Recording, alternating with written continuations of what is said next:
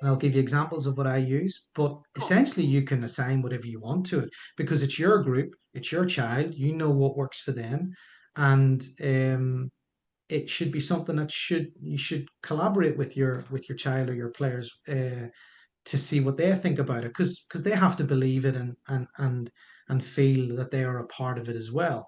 Um, but Exactly. good example here that if we leave it when the goalkeeper, so the goalkeeper plays to left-sided central defender. So I think in this clip that they're playing 1-4-3-3 versus a 1-4-3-3, so a matched up formation. So again, let's think about essentially the player on the ball. If we work with the light blue team, number one on the ball, then we look at who are the number two. So can this player receive a shortish pass near the play? Yes. Can the goalkeeper? Yes. Don't forget the goalkeeper. Hmm. Um, and so we would probably argue that these passes are pretty available. Okay, so there are number twos. And then we have everybody else as a number three. So for instance, just randomly we can see in the picture here, we can see this outside back on the right hand side, the right back. So would they be looking to receive a straight pass from this? Probably not. So they maybe need to be thinking about some different things like what if we lose the ball, for instance? But you'll see that in the roles and responsibilities. So if we just, I mean, I don't know what happens, but we play it now. Okay, so this is the beauty about the 1-2-3 rule or the 1-2 rule. It's constantly changing.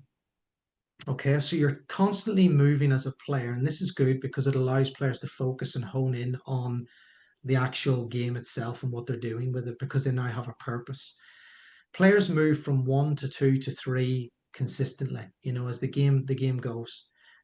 So we've just seen that this player here was a number one because they had the ball. Now that they've passed it, they've become a number two. We've now got a new number one. So I always used to call it the spotlight.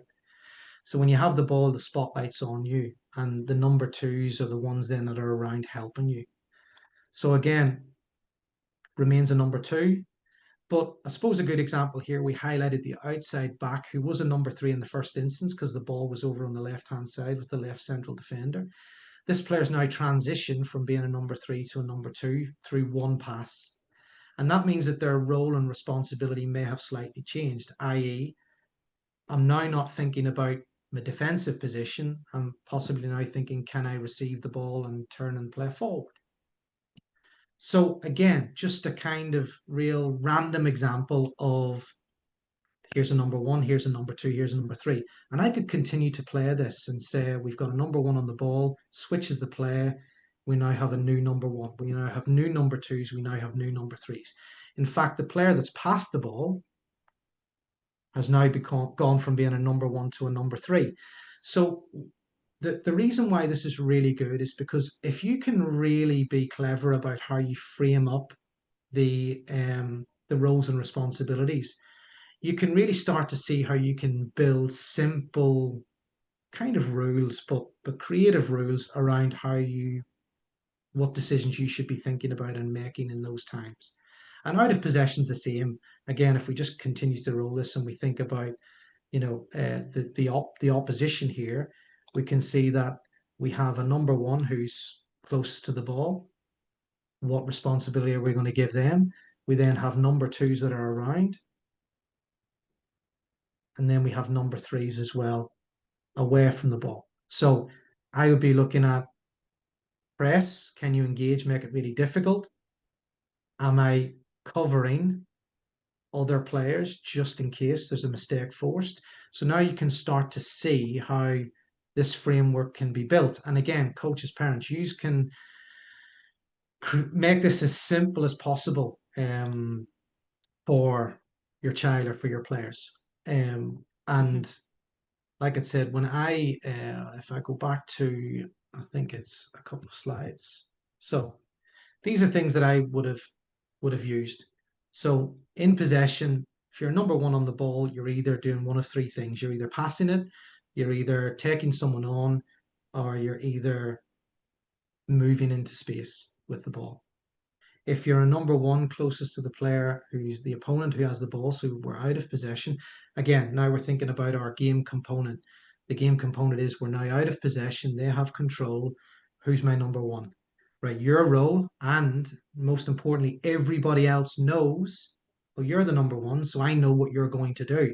And that allows me to now connect with you. So when we talk about a game situation and a team play, we can now start to connect with each other to say, okay, I actually know what's going to happen here and I can prepare. So I know that you, Sky, as a number one, you're going to go hard and fast, you're going to be hard to beat, and you're going to force a mistake. And me as a number two that's near you, I'm supporting you. So I've got an opponent that I'm possibly looking at, and I know if you force the mistake and they try to pass to him or her, I'm going to intercept that. So my job is either to intercept or be ready then to engage the next player if it's my direct opponent. So you can see now how using this simple framework, you could freeze Yeah. any game situation, and you could say who the number one is in and out of possession, who the number twos are in and out of possession, and who the number threes are.